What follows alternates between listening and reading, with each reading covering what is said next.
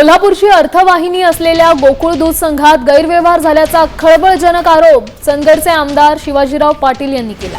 या प्रकरणाची ईडी मार्फत चौकशी करण्याची मागणी त्यांनी केली आहे। एका बड्या मंत्र्याच्या आशीर्वादाने हा भ्रष्टाचार झाल्याचा दावा त्यांनी केला।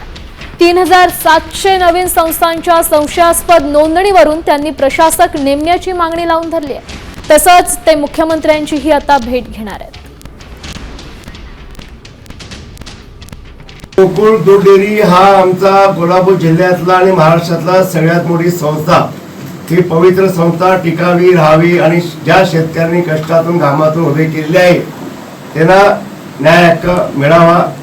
त्यांच्या संस्था त्या कुणाच्याही घराण्याच्या ताब्यात न जाता ह्या शेतकरी कष्टातून उभे केलेली संस्था राहावी म्हणून आम्ही सगळे प्रयत्न आहेत। याच्यामध्ये जो भ्रष्टाचाराचा कळस गाठलाय ह्या 2300 डेऱ्या 3700 डेऱ्या ह्या एका अधिकारी 3000 डेऱ्या मंजूर करणं एका गटासाठी काम करणार।